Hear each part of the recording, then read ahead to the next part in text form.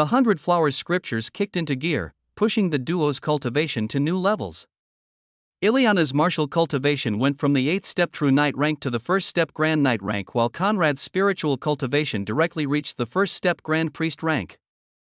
As for his martial cultivation, while there was some substantial improvement, he had yet to break through the 6th step Grand Knight rank. Although Ileana's main asset was her spiritual cultivation of the 3rd step Grand Priest rank, having a perfect balance between the martial and spiritual would allow her battle power to soar. But instead of sitting and digesting his gains, Conrad stared at his new conquest with an amused gaze. "Divine, son of a bitch?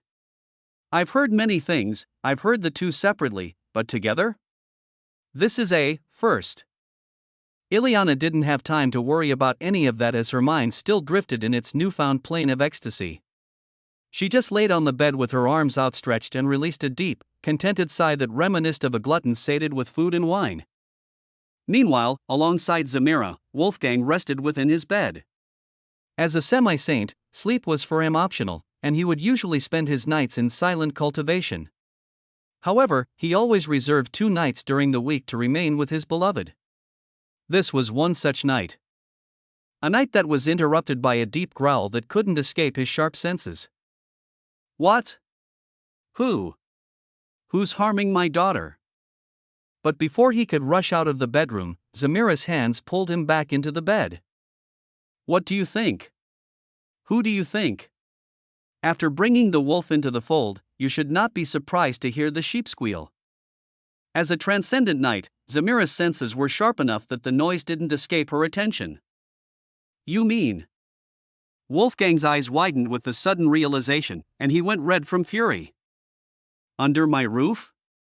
The gals. Butcher, I must butcher him." He summoned his energy battle axe and was about to free himself from Zamira's grasp when. "Are you sure you're mentally prepared for what you're about to see?"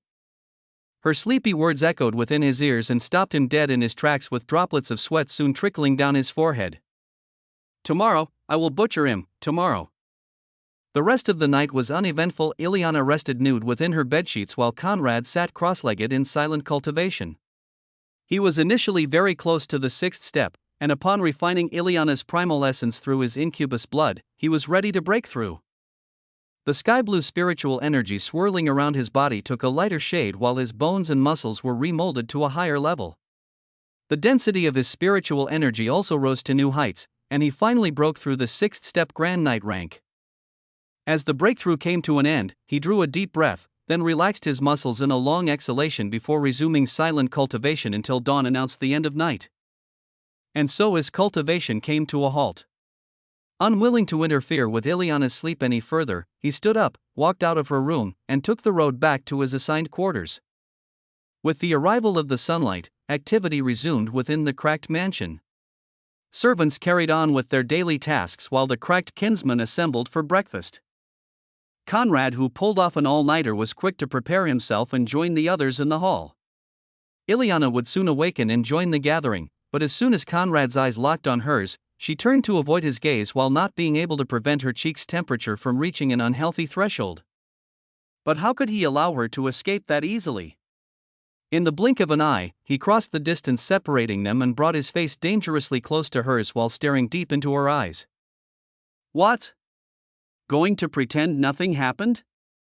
The feeling of his breath grazing her lips, and the proximity of their faces caused her heart rate to accelerate, and her already reddened cheeks to burn brighter. During that night, she had said too many things and produced too many sounds that caused her to feel like she had no face left. If possible, she wished she could find a place to bury herself and hide for a lifetime. However, seeing that pair of eyes that openly teased her, Ileana found a new source of courage and brazenly puffed out her chest. Hum. What is done is done. I am not so weak as to try to evade reality.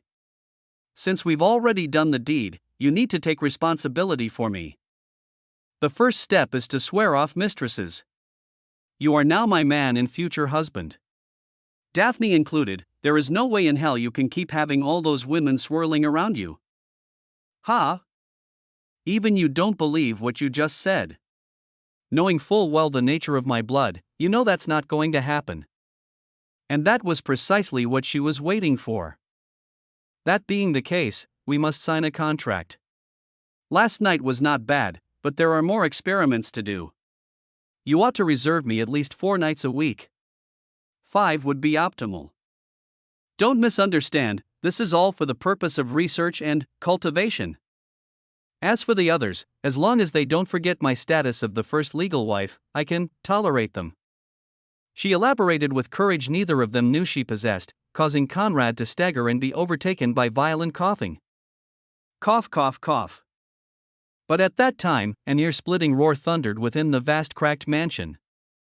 Unruly lecher, surrender your life. Wolfgang's roar alarmed the entire household, and before he could reach the bewildered Conrad, his 2 younger brothers were blocking him by the waist. Arg, elder brother, what is wrong with you? Yesterday night you announced their betrothal and the next morning a funeral? Do you want to make your daughter a widow? Viscount Wolf, the eldest of Wolfgang's 2 younger siblings and Daphne's father, asked in consternation while blocking his older brother by the waist.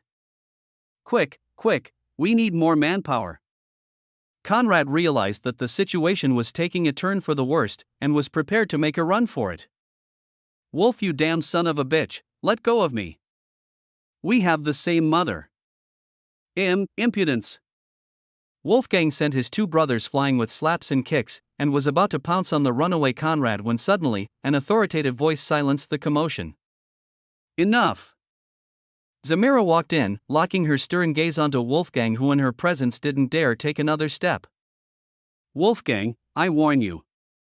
Since the rice has already been cooked, that boy is now my son-in-law. Should you harm him in any shape or form, I will never let you in my bed again. The threat was too much for the mighty Uridal Count to bear, and instantly, he went from tyrant to chicken. Yes, my lady. As for Conrad, who witnessed the scene, his eyes went back and forth between Zamira and Wolfgang. Father-in-law, I have lost all respect for you. A man who doesn't wear the pants, fully subjugated by his woman and oppressed under her skirt. What a disgrace! With Wolfgang pacified, Zamira led her daughter and son-in-law into a private study and motioned for them to sit. Unlike the people of the Holy Continent, we from the barbarian continent care very little about the so-called rules of propriety. Since you've already taken Ileana as your woman, as per my tribe's rules, I've something to give you.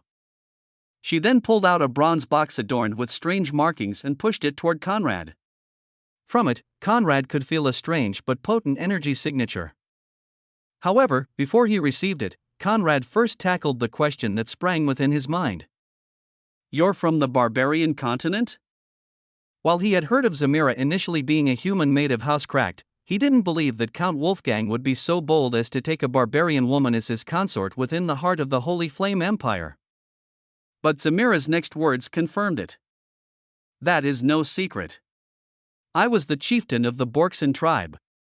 In a battle opposing the northern tribes to the Holy Flame Empire, we were defeated by Wolfgang's armies and my entire tribe was subjugated. The casualness of her reply made Conrad question the nature of her feelings toward her original land. Apparently, Wolfgang was impressed by my bravery and honor on the battlefield and brought me back to House Cracked to avoid me turning into some malicious nobleman's toy. And then, I subjugated him. Ileana fidgeted within her chair with shame clear on her flushed face and not knowing where to hide. The fact that last night's events had failed to escape her parents' attention and were likely to spread within the mansion through rumors and gossips caused her to feel like she could no longer keep her back straight within Housecracked. Conrad, however, was too focused on what he had just heard to spot her unease. To think that Wolfgang truly had the audacity to take a former barbarian chieftain as his consort without destroying her cultivation, within the capital of the Holy Flame Empire, was simply astounding. Even those margraves and dukes would probably think twice before making such a move. But Wolfgang dared. This alone was testimony to how much he cherished Ileana's mother. Still, there was something odd in the way Zamira told the events. Outwardly, it felt like she was past her tribe's subjugation, but within her eyes, Conrad found a glint that seemed to be saying otherwise. A glint that worried him. There is something I've meant to ask. How exactly did the previous lady take your arrival? It was well known that the day Wolfgang took Zamira as his consort was the day Elvira Leichner, Alex's mother, left to join the Holy Flame Church as a priestess. But Conrad felt there was likely more to the story. And indeed, Zamira's next words confirmed his suspicions. She never cared. That woman had always been looking for an excuse to righteously enter the Holy Flame Church while at the same time turn her puppet bastard son against Wolfgang. You can say that no one was more pleased with Wolfgang's decision than her. Zamira replied in an indifferent tone. But her words shocked Ileana, who previously wasn't aware of those facts. The semi-saint priest that took her under his wing wanted to use Alex to take control of House Cracked from the inside. They bet Wolfgang would never dare reveal Alex's true parentage to the outside world due to the great embarrassment that would bring to his name. After all, the higher the rank, the more sensitive one is to scandals. And to keep Alex's rage unspoiled, they hid the truth from him. Conrad was taken aback, and his eyes shone with doubt. Can a semi-saint of the Holy Flame Church truly brave such a scandal for the uncertain possibility of taking over this ancient house? This is nothing new. The Holy Flame Church has always been looking for ways to take control of the empire's assets and nobility. In fact, many powerful noble houses are in the shadows ruled by them. The methods they used over the years vary, but as long as they can obtain what they want, there is nothing they are not willing to do. And according to Wolfgang, since Ulrich von Jürgen became emperor, the Church's infection of the empire has been rising at breakneck speed. If the trend is not stopped, another century will be all it takes for the precarious balance to collapse. Those words caused Conrad's doubt to turn into incomprehension. And before he could voice it, Ileana spoke his mind. That being the case, why is Dad so opposed to the Holy Consort's rising influence? I don't think him narrow-minded enough that the thought of a woman taking over the empire would trigger such a reaction from him.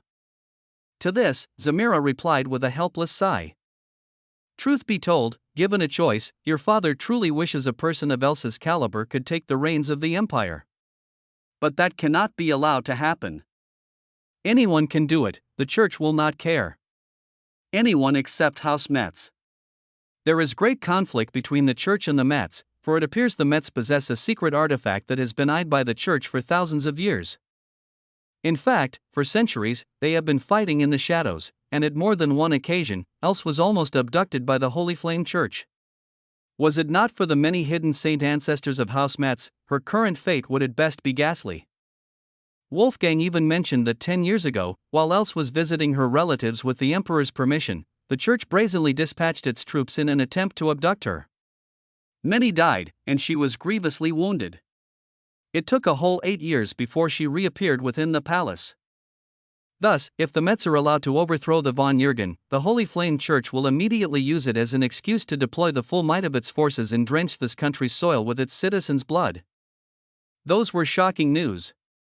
But within them, Conrad found a reassuring piece of information. If in the nearby future he was forced to clash with the Church, at least there was a chance he could count on Elsa's support. But those are boring things you can learn about on your own. Why don't you take a look at my gift? She asked with her lips curled into a radiant smile that made her captivating figure look more enticing. Ileana and Conrad's eyes fell upon the bronze box from which they could both feel that strange, eldritch power that seemed to belong neither to the spiritual nor to the demonic. What is it? Ileana asked, unsure of what that gift could be. It's a defensive artifact refined by the chieftains of my tribe for their sons-in-law as a wedding gift. I refined this 1 decade ago when I became chieftain. She explained as Conrad pulled the box closer toward himself and opened its lid. Instantaneously, dazzling light gushed forth, revealing the palm-sized miniature skeleton of a lion-headed bird around which fire, water, and storm clouds swirled. What kind of creature is that supposed to represent? Ileana asked, perplexed. It's an Anzu demonic beast. My tribe worshipped the demon god Anzu and took the demonic beasts bearing his name as its totem. We refined the bones of deceased Anzu beasts into totems to protect ourselves. This one can ward off any attack, martial or spiritual, beneath the transcendent rank. Demonic beasts were the lowest echelon of the infernal realm. They were not demons in the proper sense, but creatures endowed with demonic blood and abilities often derived from a specific lineage. And unlike demons who could only be summoned from the infernal realm, demonic beasts had populated some areas of the ancient crystal world since the beginning of times. And for the barbarians who worshipped the demon gods, those beasts were seen as totems and sometimes even used as companions and protectors. But Zamira's words didn't reach Conrad. As soon as his eyes laid on the miniature skeleton, his pupils turned violet, and his purple flame mark was set ablaze. Purple flames burst from his body, his violet eyes glittered with demonic light, fiendish glyphs swirled around him, and the miniature lion-headed bird skeleton flew right into his chest, bypassed his clothes and disappeared into his body. The sudden eruption of demonic energy took both Ileana and Zamira aback. Ileana was horrified, not knowing why Conrad suddenly revealed his darkest secret, while Zamira looked at him with a mixture of bewilderment and excitement. "You are a demon?" But Conrad still couldn't hear her. He stared dazed into the box where his gaze had remained locked, while within his body, the miniature skeleton merged with his bones, and its power spread through his flesh, blood, and mind. 3 new sources of energy then spread within him to refine his bones, flesh, blood, and spirit. The reason why Zamira did not doubt the purity of Conrad's demonic blood was simple. Only pure-blooded demons could resonate with totems, absorb, and refine their powers into their own. While totems usually served as defensive artifacts, that wasn't their only purpose. Their mainstream use was to serve as offerings for the demon gods worshipped by the barbarians. They were also used to earn the favor of summoned demons who could then grant them rewards and wishes matching the totem's quality. Thus, Conrad, who currently was refining the Anzu beast totem, could only be a true demon. But how can this be? Zamira couldn't understand how her newly received son-in-law had suddenly turned into a pure-blooded demon. Even within the barbarian continent, successful demon summoning was a rare sight requiring countless preparation. As for the Holy Continent, with the control of the Celestial Church, it had been millennia since a demon appeared in its midst. Conrad! Ileana, who didn't understand what was going on, desperately shook the dazed Conrad, but to no avail. She then turned a gaze filled with puzzlement and worry toward her mother, who didn't seem too concerned by the strange situation. "What's going on?" To Ileana's apparent apprehension, Zamira replied with a dismissive wave of her hand. "Leave, and make sure no one steps inside this study until we walk out of it," Zamira ordered, and Ileana didn't dare delay. Her father might be tolerant toward the barbarians, but should he become aware of a demon's presence within his household, he would execute him before asking any question. As soon as Ileana went past the door, Zamira released an energy field to restrain Conrad's overflowing demonic energy, preventing it from leaking to the outside, then observed his transformation in silence. Flame, water, and storm clouds swirled around him as the tattoo of a lion-headed eagle beast appeared on the right side of his chest. The refinement of his bones, flesh, and blood was coming to an end, causing his entire body to glitter within the elemental clouds like a sublime gem. The clouds then merged with his tattoo, coloring it into a mixture of red and blue. After which all the phenomenon disappeared, and the only proof left of Conrad's demonic nature was his still glowing violet eyes. He had now obtained a transcendent level Anzu beast physique and 3 new attributes. Thus, although his cultivation had not risen, his strength underwent a qualitative leap. Beneath the transcendent rank, not many could injure him. And when they turned toward Zamira, his eyes no longer appeared blank. However, for some reason, she felt like it wasn't Conrad that was staring at her, but an ancient, lofty creature awakened from its slumber. "Why are you not kneeling?" The voice seemed very similar to Conrad's, but the tone carried a regal air and a dictatorial power that forced obedience. It was the Flame Mark's voice. And as soon as it echoed, within the entire cracked mansion, time stopped fluctuating. Instinctively, Zamira fell on her knees with her eyes locked onto the ground, not daring to look into Conrad's. "Greetings, Infernal Master. My apologies for my lack of courtesy." Within the barbarian continent, demons were known as the Infernal Masters, whose will all should obey. Naturally, Zamira, a former barbarian chieftain, held them in awe. "You may rise.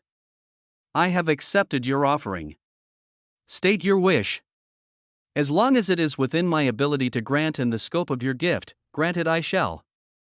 Hearing those words, Zamira's entire body trembled from excitement. This was an opportunity, the type of opportunity she had been yearning for across all those decades. "I only have one wish. That is to rescue the enslaved people of my tribe and rebuild it within the barbarian continent," she proclaimed while remaining on her knees. But the flame mark possessed Conrad negatively shook his head. "That wish is far beyond the scope of your gift. If you want me to grant it, you must offer more. Much more. For the sake of restoring all you lost, what are you willing to give?"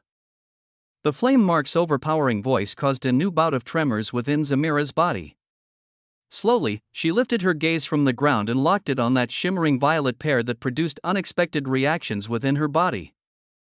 "First, may I ask what caste and house your excellency belongs to?" Before making a contract, in the rare cases where the demon was of unknown origin, such a question was common knowledge, and among the few things demons were obliged to answer to honestly. They would not take offense. "Demon Prince, House of Talroth." And although she already had her doubts, Zamira's almond eyes widened with disbelief. Nigh instantaneously, she pressed her forehead onto the ground to prostrate herself in a kowtow. "It would be my greatest honor to enter a contract of eternal servitude with your highness. I hope my soul will be enough to obtain your blessing," she exclaimed with her heart thumping from excitement. Although a master-servant contract meant the loss of her freedom and soul, she had no hesitation. Although she was initially a worshipper of Anzu, she still had no hesitation. This was no longer merely an opportunity to rebuild her tribe, but a chance to enter the house of one of the four kings of hell. Barbarians would drench heaven and earth with blood for the sake of one such opportunity. However, the flame mark couldn't make that choice for Conrad, and so, it reverted control of the body to him. "I thought your only purpose was to offer guidance. Since when were you entitled to take over my body?" Conrad snapped in apparent fury, and within his mind, he entered a heated exchange with the flame mark. This was a special case. Because you have not fully matured as a demon, your body automatically deferred to me to accept the servant's offering. Although he couldn't intervene in the refining process in the following discussion, Conrad was fully aware of everything that transpired. "Regardless, this makes me question your trustworthiness and wonder if the barbarian continent is that good a destination. Don't be so dramatic. If not for me, you would have wasted two great opportunities. The opportunity of obtaining a new physique, and the opportunity to subdue this good woman. Although this woman's cultivation is only at the 6th step transcendent knight rank, her potential is fairly high, and you can train her into a powerhouse. Moreover, she possesses strong ties to the barbarian continent, ties you will need in the future." The flame mark did not doubt that Conrad was doomed to establish himself within the barbarian continent. Pushing the date was only delaying the inevitable. "Last but not the least, dual cultivate with her, and your cultivation will increase by leaps and bounds. I can use the power I've accumulated to stop time for a day to let you fully enjoy her." But hearing those words, Conrad's eyes almost popped out of their sockets. "Screw Wolfgang Crack's woman? What? Afraid? Ha ha ha. Who am I to reject the call of destiny? It is a great man's duty to plant his seed within the outstanding women on his path. If she dares deliver herself, I dare accept her. In any case, since the daughter has been taken, we might as well add the mother." The flame mark approved. "Well said. You are the blood of Talroth. If you want something, it is by right yours to snatch. And in time, all within this world shall belong to you." The fast mental exchange ended with Conrad pulling his attention back on Zamira, who still prostrated on the ground, unwittingly outlining her curvaceous rear for Conrad's demonic eyes to feast on. "I will ask you only once. Knowing what entering my house implies, are you willing to abandon the ownership of your body and soul for the sake of me fulfilling your wish?" His voice had changed from the overpowering dominator to that of a charming scoundrel, but Zamira didn't care. If anything, she felt more at ease. My people didn't deserve the fate they suffered under the armies of the Holy Flame Empire. And I as their chieftain not only failed them miserably but got to enjoy a life of peace and opulence while they and their descendants are being humiliated within this country. For the sake of giving their freedom back to them, for the sake of rebuilding my tribe and honor my ancestors, there is nothing I cannot give up. So yes, I am willing. Fury and unwavering determination drove her every word. Then I, Conrad of the House of Talroth, welcome you into my household. Conrad stretched his hand towards Zamira to release 5 light purple pentagrams that encircled the two of them. Are you willing in all conscience to unequivocally abandon your body and soul to my absolute will? I am willing. To forsake any claim to freedom and enter a lifetime of servitude within my house? I am willing. To allow your life and death to forever remain in control of I, your Lord Master? I am willing. Lastly, do you pledge to devote the remaining of your existence to the satisfaction of your master and the empowerment of his house? I so pledge. An amethyst haze soared from the pentagrams, locking the two in its midst while a violet lock rose from Conrad's fingertip and dived into Zamira's chest. Violet light flew from her cleavage and imprinted her breasts with House Talroth's mark of servitude, a purple pair of butterfly wings. Henceforth, and for the rest of eternity, you are my servant and shall count among the lesser members of my household. In return, I guarantee that you shall regain your tribesmen within 3 months. Moreover, when I march into the barbarian continent, I shall grant you the opportunity to re-establish yourself. Thus, the contract ended. Dark purple threads flew from the kowtowing Zamira to dive into Conrad's chest and forehead. Her talent was added to his. Her mind became an open book for him to browse through, and her life was his to do with as he saw fit. However, due to the vast gap in their strength, she would see no improvement in her cultivation base. At least not for now. And browsing through her mind, Conrad realized why, despite having the unconditional affection of Wolfgang, she could not rescue her tribesmen. Following the victory against the Borkson tribe, the leading nobles split the spoils through contribution. Wolfgang, who accumulated the most merit in the war, used his to take her, the chieftain, as his reward.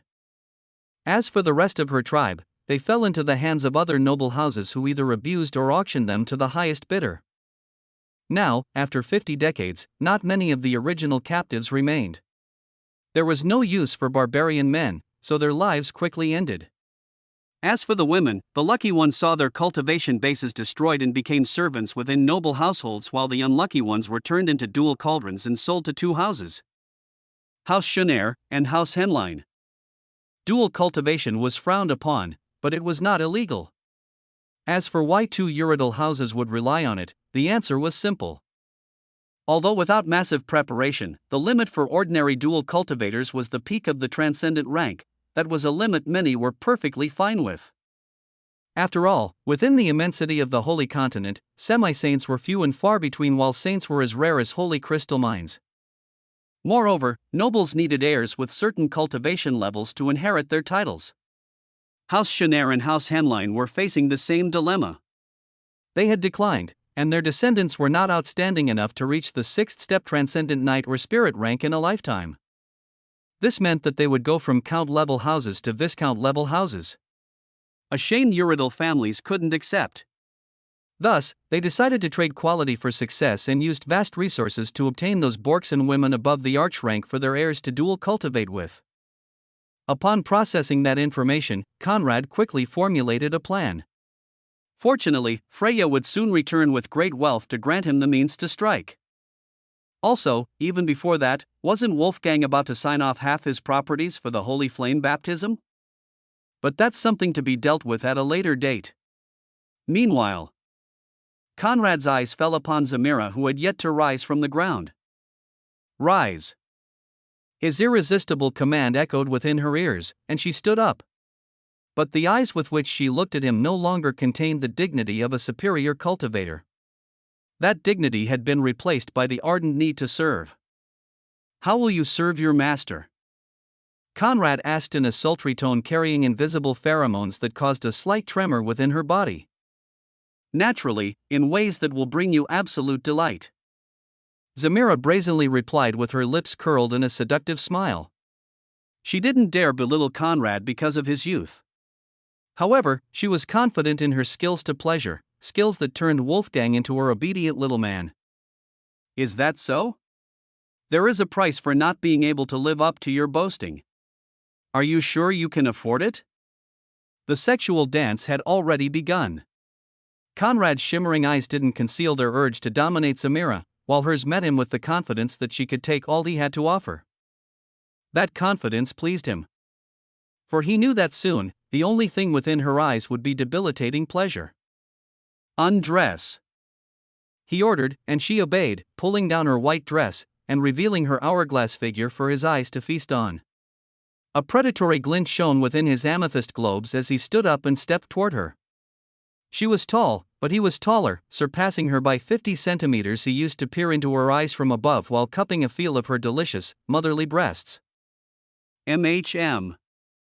She stifled a moan, feeling a jolt of electricity course through her body when his hand grabbed her breast through her lace undergarment.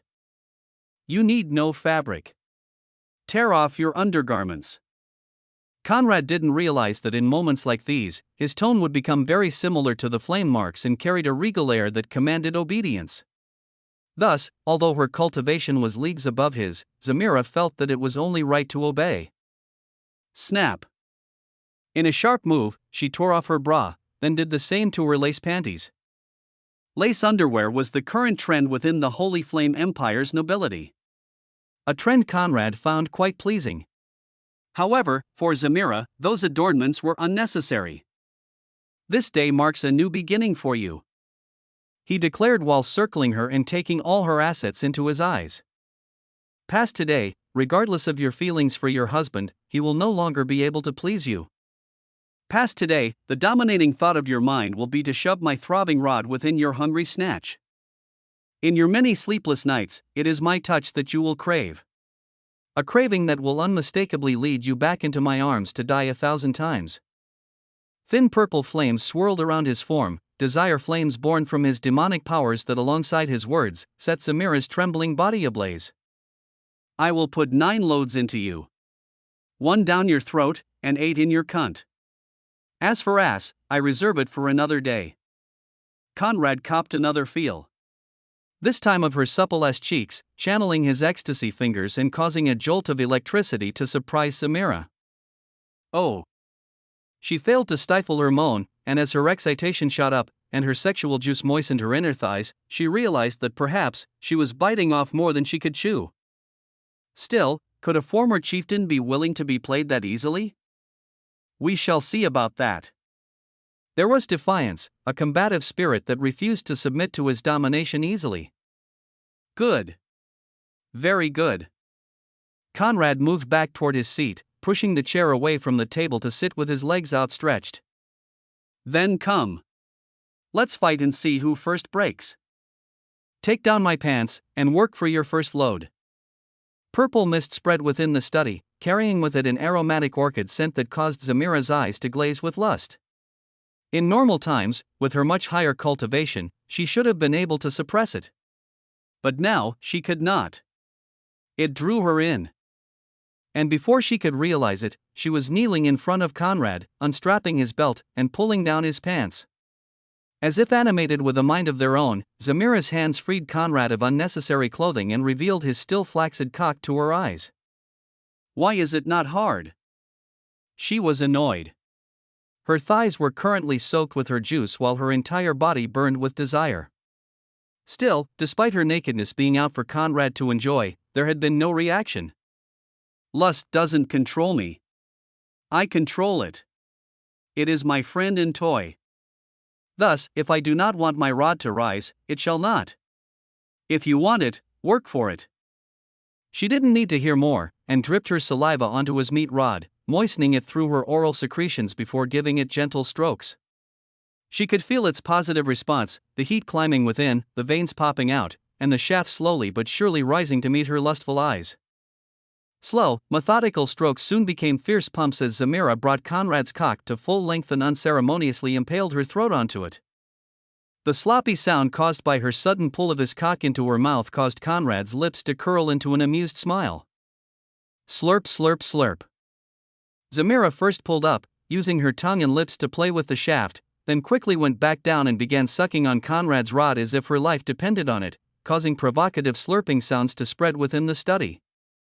He stretched out his right hand with pinkish flames burning at his fingertips, and gently stroked her auburn hairs while she worked him with all her savoir-faire, the sensation of her hungry throat gliding on his shaft drawing great pleasure from him.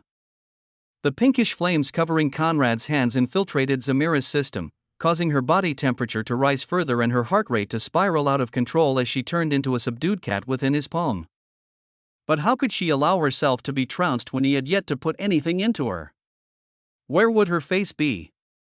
In a deft motion, she lifted her voluptuous pair of motherly breasts and wrapped Conrad's rod in between, trapping him within those beautiful assets, and stroking him in a tit job while still sucking him with fast throat moves. It appears I underestimated you. Conrad exhaled a contented sigh, relishing the pleasure produced by the combination between Zamira's breasts and her vacuum-like throat. Yes, this was vacuuming. She vacuumed his pre-cum, vacuumed his dick, and while her breasts compressed him, she was about to vacuum his milk. Arg, enjoy your first load. He groaned and released a large jet of purplish semen down Zamira's throat. She had not expected the amount that burst into her mouth and almost choked on it. The sperm leaked from the corner of her mouth and nose, causing a rather comical scene. Gulp. With determination, she swallowed it all and raised her complacent gaze toward Conrad. I hope Master enjoyed my treatment. Oh? Is that overconfidence I smell? Good. The higher you rise, the harder you fall. I shall make you fall completely. Without notice, Conrad pulled up Zamira by the waist, hoisting her above his head while leading her toward the mahogany table. The brisk move caused her heart to threaten to burst from her chest. But although she had already reached a breaking point, she still held on to her gaze remained challenging. Conrad pressed her back against the table and roughly spread her long, shapely legs to reveal her cunt, whose juice now flowed onto the table. He revolved the 100 Flowers scripture, unleashed his goat horns and bat-like wings, and exposed himself in all his demonic glory, causing his overflowing sexual energy to strike at Zamira's mind. Her eyes glazed with lust, and her lips parted to form the first syllable of "take me." However, before she could finish the words, she stopped, looking at him confused and in awe, with her legs still spread and waiting for him to claim her. Too soon, I must first taste you. He didn't plan to rub her clit, but to directly take her cunt into his mouth and savor her juice while allowing his tongue to explore. Which he did. He went down on her wonderful snatch, kissing the entrance of her nether regions, then spreading open her pussy for his lips and tongue to dive in. Oh! Oh! Oh! She moaned once, then again, and again, until the sound of Conrad's oral job died, superseded by her deep moaning. Coming! Coming! She groaned as her juice overflowed within his mouth and splashed his face. But he didn't stop, letting her now heightened sensitivity drive her into new realms of wild pleasure, and preventing her from clenching her legs around his neck. Now, I can take you. And I shall pound you till you die, then bring you back to life only to kill you once again. Yes. Do with me as you please. That was the plan. Conrad stood up, brought the crown of his shaft to the entrance of Zamira's fold and rocked himself into her with a sharp thrust. Aya! She whimpered, and her walls tightened around his meat rod, whose light spread within her insides. He pulled back, sheathed himself straight to the hilt of her cunny, then began pounding. Pa pa pa. With firm thrusts, he hammered, plowing Zamira's motherly field with none of the restraint he showed to the likes of Jasmine and Ileana. The former chieftain wasn't the type to want it slow. She only wanted it hard and fast, so hard and fast Conrad went. The sounds of her whimpering within his arms, with her tongue lolling out as he pounded her cunt, superimposed with that of his balls slamming her butt cheeks to produce a profane melody that delighted the two devils on Conrad's shoulders. With reckless abandon, he kept hammering her until orgasm took him and his seed gushed into her cunt. Then once again, without warning, he pulled out, bent her over the desk to once more aligning his cock with her fold, and resumed plowing that heavenly field of hers. Pa pa pa. Zamira had lost the strength to speak. Her subconscious pleasure cries, ragged breathing and hot, vibrating body the sole reminders that she was still of the living. Her orgasms replaced each other, and if in the beginning she kept track, soon she lost count of them. Vanquished. Zamira had been completely and utterly vanquished by the barbaric demon at her back. Holding her firm by the waist, Conrad kept ramming her in faster until finally, he released another load within her cunt. 6 more to go. This was indeed a day Zamira would never forget. a day forever etched into her mind. And as she laid bare on the table with copious purplish sperm dripping from her pussy, and Conrad cleaning his rod with her mouth, she reckoned she could never be pleased by a normal man again. Naturally, the spiritual connection established by the 100 Flowers scripture allowed Conrad to feel firsthand how much of an effect he had on her. The dual cultivation session came to an end, and Conrad felt huge waves of spiritual energy soar within his body. However, at that time, the flame Mark's voice echoed. Quick, concentrate the spiritual energy within your pagoda, and suppress your breakthrough. Although Conrad didn't know why the flame Mark was asking such a thing, he still executed himself and concentrated all his gains within his sky blue pagoda, which trembled from the invasion. Your cultivation has been rising too quickly, and although you have no problem of purity, your foundation is shallow.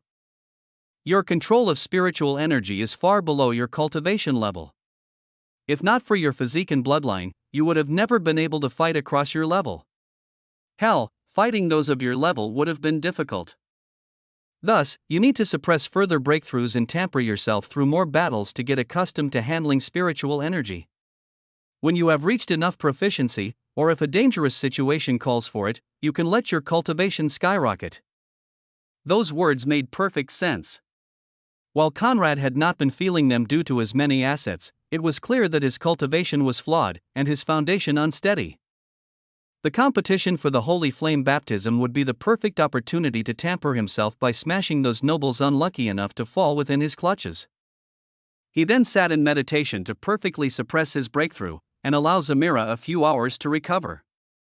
Time passed by in a flash, with a more composed Zamira now getting dressed and picking up her torn undergarments. The study had become a mess and needed immediate cleaning. She would tend to it in a bit. For now, her eyes remained locked on Conrad, who had just awakened from meditation. I have heard many things about incubi, but this is the first time I've seen one in action. I really can't believe they are all like you, because you are nothing less than a sex machine, she exclaimed, still feeling sore from the hammering she'd taken. That is natural. I am supreme, Conrad boasted with infinite self-satisfaction. The flame Mark then restored the time flow, and the two left the study to return to the main hall. Thanks to the flame Mark's manipulations, what awaited them in the main hall was the sight of Ileana, who had just begun pulling her father into stories of what she'd experienced in the inner court. Wolfgang, who had not been able to take care of his daughter for a decade, listened to her with rapt attention while sighing at various moments due to emotion. It was in one of those sighs that alongside Conrad, Zamira walked into the hall. Instantaneously, Wolfgang's eyes locked on her while Ileana concealed her surprise at seeing the two return so quickly. Did her mother manage to handle Conrad's worrying condition with such ease? Ah, my lady, quick, quick. You must listen to the tales of our daughter. Surely, they will make you want to pamper her more in the future. He chortled, half serious, half looking for a random excuse to pull her by the hand and bring her to his side. However, as he stepped toward her, he spotted an unsteadiness in her gait that caused a mixture of confusion and concern to flash within his eyes. Since when did transcendent knights fail to walk straight? What's wrong with her? Although she concealed it well enough to deceive most with her bearing, as a semi-saint, Wolfgang's eyes were too sharp to not spot the small inconsistencies in her footsteps. It was almost as if there was something between her thighs, a soreness that caused her to slightly lose balance at various intervals of time. All credits to Conrad's pounding, and knowing she could not hide her weakness from Wolfgang's sight, Zamira opted for a low approach. As he stepped toward her, she leaned against his chest in a subtle but sudden move that caught Wolfgang off guard. It seems I didn't have enough last night, it wants more. That whisper electrified the cracked count and brought a broad smile on his lips. Ha ha, then more I shall give. He yelled without constraint, not knowing that as he held his lady by the waist, there was a drizzle of cum trickling down her thigh. The scene caused Conrad, who stepped aside and walked toward Ileana, to display an impish smile. A smile Ileana found problematic. Why are you smiling like that? Still up to mischief? Me? Oh no, I've done enough for the day, no further mischief intended. If you need to blame something, blame your beauty for smiting me, and causing illicit thoughts to leap within my mind. He teased, pulling her against him by the waist and pressing his forehead against hers while placing a soft kiss on top of her nose. Unruly rake! Still, she didn't escape his grasp. Instead, she pressed herself tighter against him and warped her arms around his back. That affectionate scene quickly grasped the attention of the household, who looked at the pair's display with mixed feelings. Wolfgang's mood went from heaven to hell in a heartbeat, enormous red veins popping from his forehead. Even in my presence, that lecherous boy can't restrain himself? Good, very good. Today, I must teach him a hard lesson and remind him of his father-in-law's might. But then Zamira's warning resurfaced and caused him to bite his lower lip in frustration. First, I must pull him away from prying eyes. A 21st century migrator, Conrad didn't find anything wrong with their show. In fact, he believed he was showing great restraint. However, they were breaking every rule of propriety set by the high nobility and the church. Nobility courtship had precise rules he'd been stepping on since his arrival. Thus, many of the male cracked nobles were displeased. As for the females, they tried to make a show of indifference, while secreting yearning for such brazen romance. Hum. Wolfgang loudly cleared his throat to grab the pair's attention. Conrad, since you will represent House Cracked in the upcoming competition, there are some things you need to learn to prepare accordingly. Follow me to my personal study so that I can teach you all there is to know about this competition and your potential opponents. No one is to disturb us. Without waiting for his approval, Wolfgang began leading the way toward his study, and poor Conrad, who truly wished to learn more about the competition to maximize his chances, followed him without a second thought, not knowing what was waiting for him. As soon as they walked past the door, Wolfgang lifted his right hand, causing a surge of spiritual energy to slam the door shut, and released a holy force field that suppressed Conrad's cultivation and blocked all noise within the study. Damn philanderer! Today, in the name of both our ancestors, I must teach you a lesson. He roared, rolled up his sleeves and walked toward Conrad at a slow, threatening pace. Wait, weren't we supposed to talk about the competition? What's wrong with you? There will be time to talk about the competition after I beat you black and blue. Have you forgotten your lady's warning? Wolfgang floundered, but soon afterward carried on with his aggressive approach. Even if she finds out, I will find a way to coax her. I prefer her wrath to not venting my anger. Prepare yourself, scoundrel! Wolfgang leaped toward Conrad with his bared fists, ready to give him the beating of a lifetime, and Conrad, whose cultivation was suppressed by the holy force field, could not dodge the bullet. No! Not the face! Bam bam bam! A solid punching session followed, after which a satisfied Wolfgang readjusted his collar and stepped toward the main seat while humming a jovial, victorious tune. Serves you right. In the future, let's see if you dare misbehave. As for Conrad, he laid bruised on the ground with his teeth clenched in indignation. Wolfgang cracked, you can smash me in the morning, I will smash your wife in the evening. When her belly is swelling with my seed, see who bullies who. He roared inwardly, but then, the flame Mark's voice echoed within his mind. This cannot be allowed to go on any further. A son of His Majesty cannot be pummeled days and nights by a peon. Taking his woman isn't enough. It's time we strike back.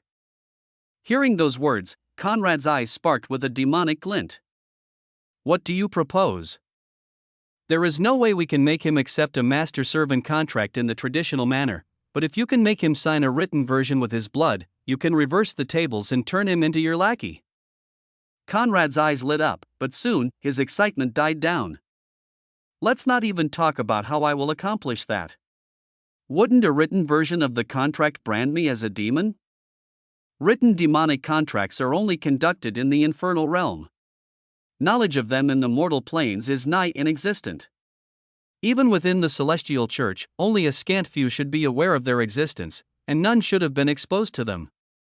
The flame Mark reassured, causing Conrad's apprehension to vanish. Then let's look for an opportunity to take the father-in-law down a peg. Knock knock knock. But at that time, a hurried knocking sound spread from the door and echoed within the study, causing puzzlement within Conrad's eyes and fury in Wolfgang's. Didn't I say no one was to disturb us? His bellow caused the knocking to stop, but soon afterward the trembling voice of a male servant came from behind. My apologies, my lord. A convoy of palace ladies just arrived at our doorstep. They say the holy consort is sending you gifts. The words transformed Wolfgang's rage into confusion in the split of a second. He strode toward the door, flung it open, and yanked the servant inside, firmly holding the trembling man by the shoulders. You said what? Else, of House Metz, is sending me, Wolfgang cracked, gifts? The male servant who struggled to remain on his feet gave a quick, fearful nod, then lowered his eyes to the ground. You can leave. Have them bring in the gifts. Wolfgang took a second to register the situation, then let go of the frightened man who deeply bowed before rushing out of the study. I'm quite curious as to what else finds fitting to send us the day following Ileana's return. This cannot be simple. Let's go. We can discuss the competition afterward. Conrad managed to stand back on his feet and follow the puzzled count toward the main hall where more than one cracked noble stood with similar confusion. Needless to say, they were aware of the current situation. Viscount Wolf, in particular, ran circles. His daughter was still within the hands of Else, thus, more than anyone else, he dreaded the possibility of further clashes between the two parties. His evident concern didn't escape Wolfgang, who now eyed him with an apologetic gaze. Rest assured that as long as Daphne is within Elsa's hands, I won't go beyond a certain limit, he guaranteed while clasping his brother's shoulder with his large hand. Thank you, elder brother. Wolf nodded.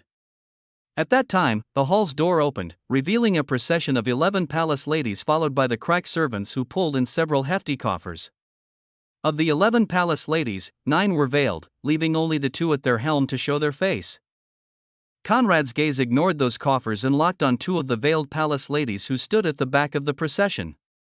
The reason for that sudden show of attention was that within his mind, he could feel the presence of 2 harem rings, and their owners immediately appeared within his mind, Phaedra and Aliki. What's the meaning of this? He wondered. Naturally, all the gathered folks showed various degrees of puzzlement. Especially when the coffer's contents were revealed to be nothing more than luxury fabrics and jewelry, the cracked household stared with wide eyes. Is this a joke? While those fabrics and jewels were worth a substantial wealth, they were nothing for an Uridal house like the Cracks. Unless she was making fun of them, for else to send such trinkets as gifts was incomprehensible. However, to Wolfgang's words, the 2 leading ladies gave a profound bow before replying. My lord, please do not misunderstand. Those gifts are not for House Cracked, but ornaments for the actual gifts. They then motioned toward the 9 ladies at their back who one after the other removed their veils, revealing faces that caused the entire mention to turn deathly silent. How could this be? Daphne? Wolf broke the silence while staring at his daughter who stood among her attendants with a mischievous grin. Dad, I'm back. But as the cracked focused on Daphne, Conrad's gaze moved between her and the 2 blue-eyed bombshell blondes behind her attendants. Indeed, they were his 2 early conquests, the sisters Phaedra and Aliki, and right now, their shimmering gaze also locked on him. Their presence gave a different meaning to the gift.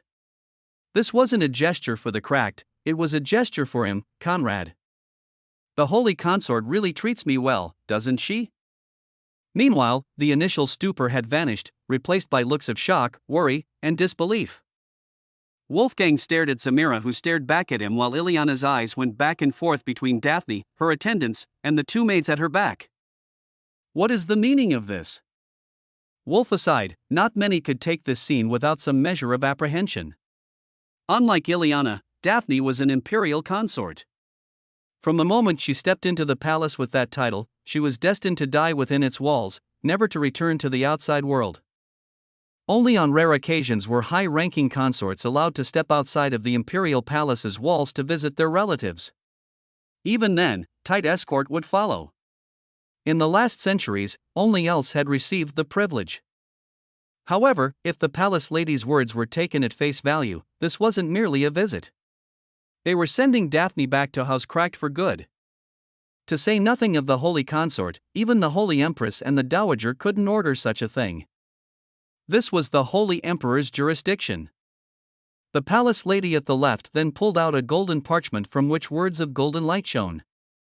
Count Wolfgang, received the Holy Emperor's decree. Thud. Immediately, the entire Housecracked fell on its knees to receive the Emperor's decree. Daphne of Housecracked is returned on this day unspoiled, but her status unchanged. Once a consort, always a consort. We allow her to spend the rest of her days within the warmth of her familial home, but never will she be able to marry, and we reserve ourselves the right to at any time, recalled her to the palace. Count Wolfgang, do you accept the decree? Your vassal accepts. Whether to accept or not was merely a formality. When the consequence of refusing an imperial decree was family extermination, who dared not accept them?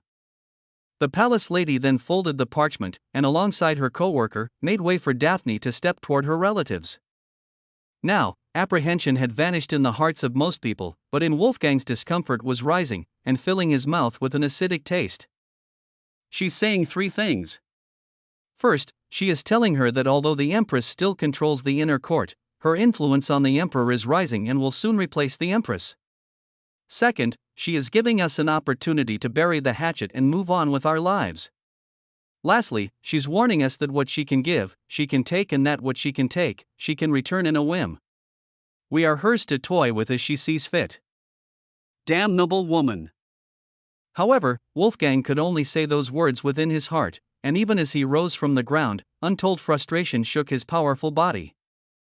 Was the Emperor this much of a fool? Where was the talent that wrestled the throne from the hands of his elders with inferior forces? Did putting the crown on his head make him muddle-headed? The two palace maids excused themselves and left with haste, leaving only Daphne, her 6 attendants as well Phaedra and Aliki to stand in front of the cracked household. As soon as the palace ladies were out of sight, Daphne's eyes glittered with joy, and she strode toward Wolf, who was taking trembling steps toward her. Daddy! My girl! Wolf stretched out his arms, ready to embrace her, but then, the unthinkable happened. Daphne ran past him, and leaped into a surprised Conrad's chest, wrapping her arms on his back. *sniff Daddy Conrad, I missed you. The scene returned to a deathly silence, broken only by an incredulous Wolf who turned to see his daughter tightly hugging his future nephew and call him Daddy Conrad. What is the meaning of this? Daphne, are you confused? Your father is here. He snapped, but to his great dismay, Daphne didn't even turn toward him. Sorry, you've been demoted to little dad. Conrad is now my big daddy. Black lines spread on the many gathered foreheads like wildfire. Conrad's was no exception.